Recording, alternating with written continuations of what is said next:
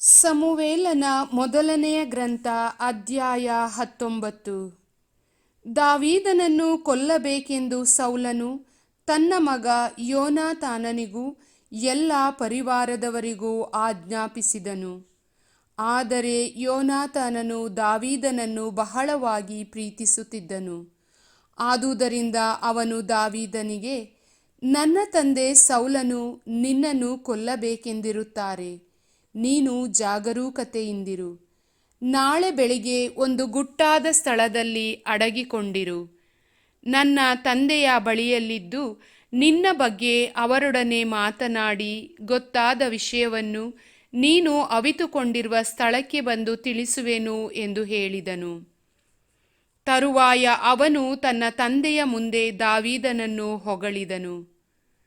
ಒಡೆಯರಾದ ತಾವು ತಮ್ಮ ಸೇವಕ ದಾವೀದನಿಗೆ ಅನ್ಯಾಯ ಮಾಡಬಾರದು. ಅವನು ನಿಮಗೆ ದ್ರೋಹ ಮಾಡಲಿಲ್ಲ. ಅವನು ಮಾಡಿದ್ದೆಲ್ಲವೂ ನಿಮ್ಮ ಹಿತಕ್ಕಾಗಿಯೇ. ತನ್ನ ಜೀವವನ್ನು ಕೈಯಲ್ಲಿ ಹಿಡಿದುಕೊಂಡು ಹೋಗಿ ಆ ಫಿಲಿಸ್ಟಿಯನನ್ನು ಕೊಂದನು. ಸರ್ವೇಶ್ವರ ಇಸ್ರಾಯೇಲರಿಗೆ ಮಹಾಜಯವನ್ನುಂಟು ಮಾಡಿದರು. ನೀವು ಅದನ್ನು ನೋಡಿ ಸಂತೋಷಪಟ್ಟಿರಿ.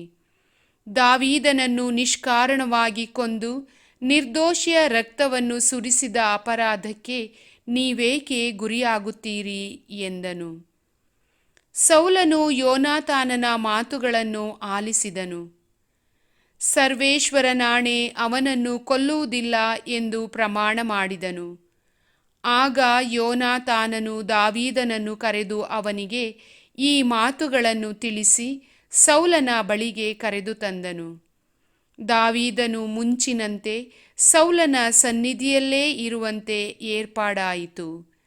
ಫಿಲಿಸ್ಟಿಯರು ಮತ್ತೆ ಯುದ್ಧಕ್ಕೆ ಬಂದಾಗ ದಾವೀದನು ಹೋಗಿ ಅವರೊಡನೆ ಯುದ್ಧ ಮಾಡಿ ಅವರನ್ನು ಪೂರ್ತಿಯಾಗಿ ಸೋಲಿಸಿ ಓಡಿಸಿಬಿಟ್ಟನು. ಒಂದು ದಿನ ಸೌಲನು ಕೈಯಲ್ಲಿ ಈಟಿಯನ್ನು ಹಿಡಿದು ತನ್ನ ಮನೆಯಲ್ಲಿ ಕುಳಿತುಕೊಂಡಿದ್ದನು. ಆಗ ಸರ್ವೇಶ್ವರನಿಂದ ಬಂದ ದುರಾತ್ಮವೊಂದು ಅವನನ್ನು ಆವರಿಸಿತು.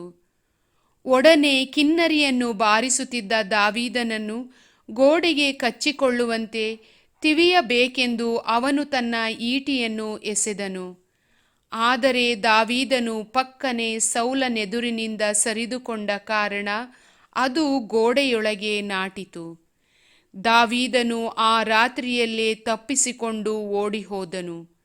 ಸೌಲನು ಕೂಡಲೇ ದೂತರನ್ನು ಕರೆಯಿಸಿ ದಾವೀದನ ಮನೆಯ ಸುತ್ತಲೂ ಹೊಂಚು ಹಾಕಿ ಅವನನ್ನು ಬೆಳಗಾಗುವಷ್ಟರಲ್ಲಿ ಕೊಂದು ಹಾಕಬೇಕು ಎಂದು ಆಜ್ಞಾಪಿಸಿ ಕಳುಹಿಸಿದನು. ಮೀಕಲಳು ತನ್ನ ಗಂಡನಾದ ದಾವೀದನಿಗೆ, ನೀವು ಈ ರಾತ್ರಿಯೇ ತಪ್ಪಿಸಿಕೊಳ್ಳದೇ ಇದ್ದರೆ ನಾಳೆ ಬೆಳಗ್ಗೆ ಹತರಾಗುವಿರಿ ಎಂದು ಹೇಳಿ ಅವನನ್ನು ಕಿಟಿಕಿಯಿಂದ ಕೆಳಗಿಳಿಸಿದಳು. ಅವನು ಓಡಿಹೋಗಿ ತಪ್ಪಿಸಿಕೊಂಡನು.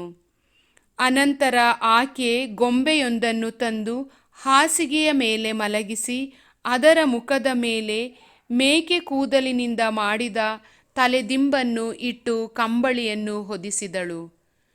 ಸೌಲನ ದೂತರು ದಾವೀದನನ್ನು ಹಿಡಿಯುವುದಕ್ಕೆ ಬಂದಾಗ ಅವಳು ಅವರಿಗೆ ಮೈ ಚೆನ್ನಾಗಿಲ್ಲ ಎಂದು ಹೇಳಿ ಕಳುಹಿಸಿದಳು. ಸೌಲನು ಪುನಃ ತನ್ನ ಆಳುಗಳಿಗೆ, ನೀವು ಹೋಗಿ ನೋಡಿ ದಾವೀದನನ್ನು ಹಾಸಿಗೆಯೊಡನೆ ನನ್ನ ಬಳಿಗೆ ತೆಗೆದುಕೊಂಡು ಬನ್ನಿ, ಅವನನ್ನು ಕೊಂದು ಹಾಕುತ್ತೇನೆ ಎಂದು ಆಜ್ಞಾಪಿಸಿದನು. ಅವರು ಹೋಗಿ ನೋಡಲು ಮುಖದ ಕಡೆ ಮೇಕೆ ಕೂದಲಿನಿಂದ ಮಾಡಿದ ದಿಂಬಾಗಿತ್ತು. ಹಾಸಿಗೆಯ ಮೇಲಿದ್ದುದು ಒಂದು ಗೊಂಬೆ ಎಂದು ತಿಳಿದು ಬಂದಿತು. ಸೌಲನು ಮೀಕಳಿಗೆ, ನೀನು ನನ್ನನ್ನು ವಂಚಿಸಿದ್ದೇಕೆ? ನನ್ನ ಶತ್ರುವನ್ನು ಕಳುಹಿಸಿ ಅವನು ತಪ್ಪಿಸಿಕೊಳ್ಳುವಂತೆ ಮಾಡಿದ್ದೀಯಲ್ಲವೇ ಎನ್ನಲು ಆಕೆ ಅವನಿಗೆ, ನನ್ನನ್ನು ಕಳುಹಿಸದಿದ್ದರೆ ನಿನ್ನನ್ನು ಕೊಂದುಬಿಡುತ್ತೇನೆ ಎಂದು ಹೇಳಿದ ಎಂದನು. ಹೀಗೆ ದಾವೀದನು ತಪ್ಪಿಸಿಕೊಂಡು ರಾಮಾದಲ್ಲಿದ್ದ ಸಮುವೇಲನ ಮನೆಗೆ ಬಂದನು.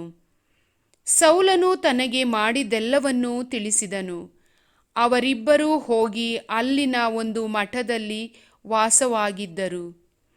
ದಾವೀದನು ರಾಮಾದ ಮಠದಲ್ಲಿ ಇರುವುದು ಸೌಲನಿಗೆ ಗೊತ್ತಾಯಿತು. ಕೂಡಲೇ ಅವನನ್ನು ಹಿಡಿದು ತರುವುದಕ್ಕಾಗಿ ಆಳುಗಳನ್ನು ಕಳುಹಿಸಿದನು.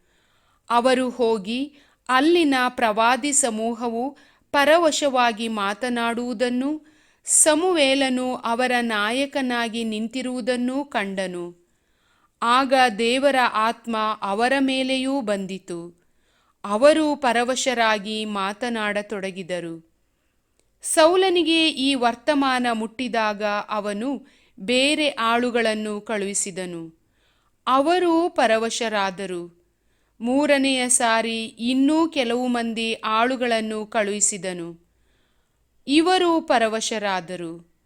ಆಗ ಸೌಲನು ತಾನೇ ರಾಮಾಕ್ಕೆ ಹೋಗಬೇಕೆಂದು ಹೊರಟು ಸೆಕೋವಿನಲ್ಲಿರುವ ದೊಡ್ಡ ಬಾವಿಯ ಬಳಿಗೆ ಬಂದು ಸಮುವೇಲ ಹಾಗೂ ದಾವೀದನು ಎಲ್ಲಿರುತ್ತಾರೆ ಎಂದು ವಿಚಾರಿಸಿದನು.